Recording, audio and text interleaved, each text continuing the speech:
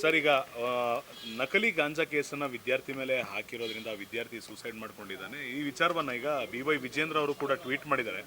ಪೊಲೀಸರು ಅವರು ಲಂಚದ ಹಣಕ್ಕಾಗಿ ಈ ರೀತಿ ವಿದ್ಯಾರ್ಥಿಯ ಜೀವನವನ್ನು ಬಲಿ ಪಡೆದಿರುವಂಥದ್ದು ಎಷ್ಟರ ಮಟ್ಟಿಗೆ ಸರಿ, CM ಹಾಗೂ ಹೋಮ್ ಮಿನಿಸ್ಟರ್ ಇದಕ್ಕೆ ನೈತಿಕ ಹೊಣೆಯನ್ನು ಹೊರಬೇಕಾಗುತ್ತೆ ಅಂತ? ಅಲ್ಲ, ನಾವು ಇಡೀ ರಾಜ್ಯದ ಜವಾಬ್ದಾರಿಯನ್ನು ಹೊತ್ತಿದ್ದೇವೆ ನಾವು. ಹಾಗಾಗಿ ನಾವೇ ಎಲ್ಲದಕ್ಕೂ ಕಾರಣ ಅಂತಕ್ಕಂಥದ್ದು ಸ್ವಾಭಾವಿಕವಾಗಿ ಅವ್ರಿಗೆ ಬರ್ತಕ್ಕಂಥದ್ದು. ಅದ್ರ ಬಗ್ಗೆ ನಮ್ಮದೇನು ತಕರಾರಿಲ್ಲ.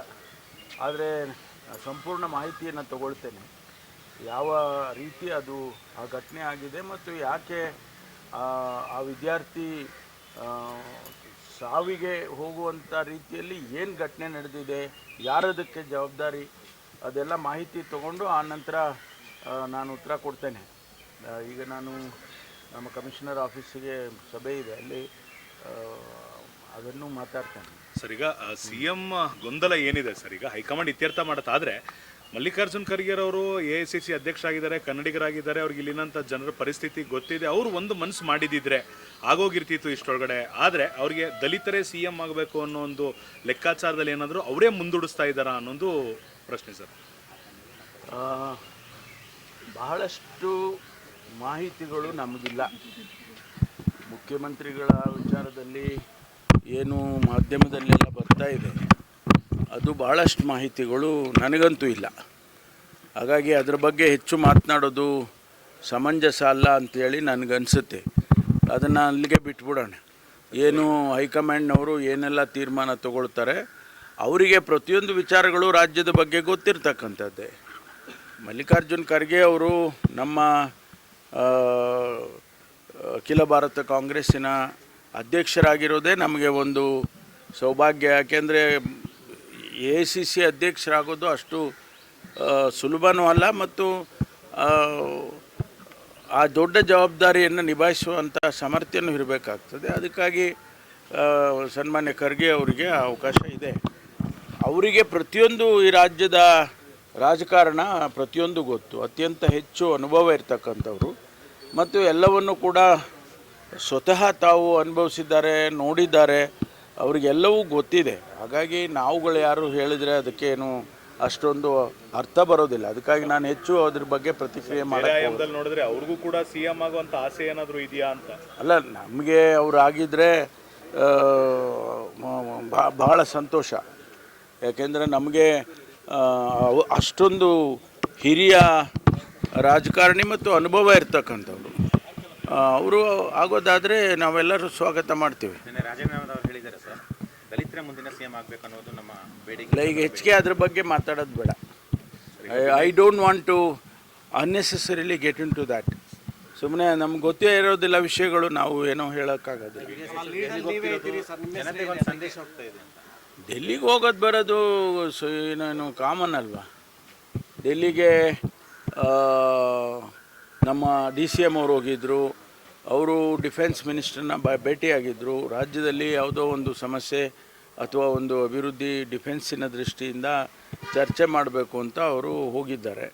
ಅದೇ ರೀತಿ ಮಹದೇವಪ್ಪನವರು, ಮುನಿಯಪ್ಪನವರು ಈ SC ST ನಮ್ಮ ಇಂಟರ್ನಲ್ ರಿಸರ್ವೇಷನ್ನದನ್ನು SC ಕಮಿಷನ್ನಿಗೆ ತಿಳಿಸ್ಬೇಕು ಅಂತೇಳಿ ಅವರು ಹೋಗಿದ್ದಾರೆ.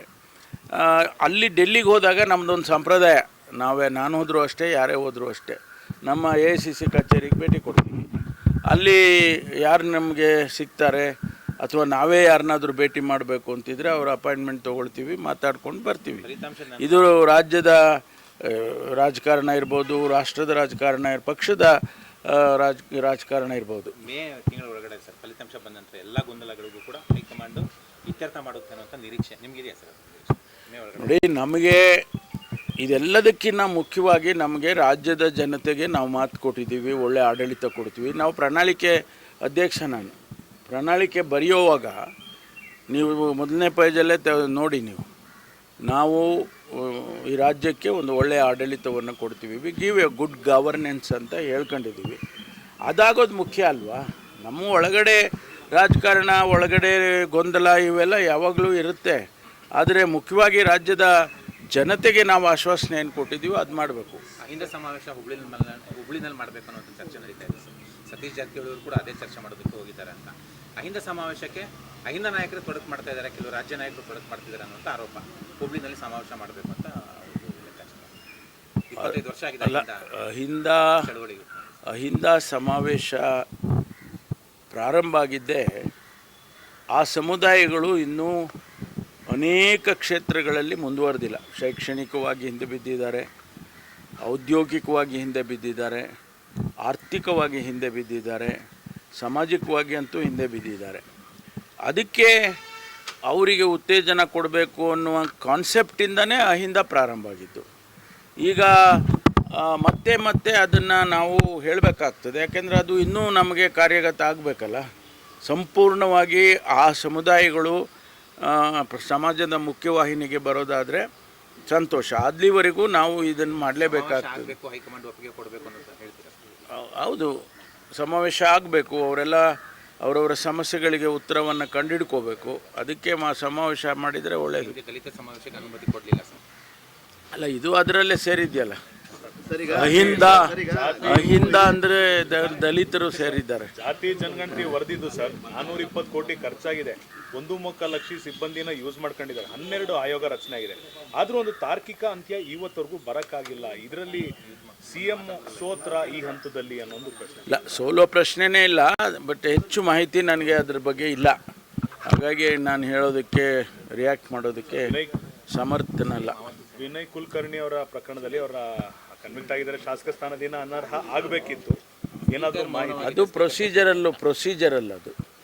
ಅದು ಸ್ಪೀಕರು ಮತ್ತು ಅವರಿಗೆ ಬಿಟ್ಟಿರ್ತಕ್ಕ ಕಾನೂನು ವ್ಯವಸ್ಥೆಯಲ್ಲಿ ಯಾವ ರೀತಿ ಮಾಡಬೇಕು ಅದನ್ನು ಪ್ರೊಸೀಜರಲ್ಲಿ ಮಾಡ್ತಾರೆ. ಅದು 1 ದಿನ ಡಿಲೇ ಆಗ್ಬೋದು, 2 ದಿನ ಡಿಲೇ ಆಗ್ಬೋದು. ಅದನ್ನು ಯಾರೂ ಕೂಡ ಉಲ್ಲಂಘನೆ ಮಾಡೋಕ್ಕಾಗೋದಿಲ್ಲ.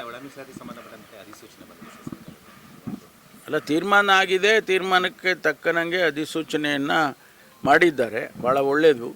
ಈಗ ನಾವು 56,000 ಹುದ್ದೆಗಳನ್ನು ಏನು ನಾವು ನೇಮಕಾತಿ ಮಾಡಬೇಕು ಅಂತ ಇದ್ದೇವೆ.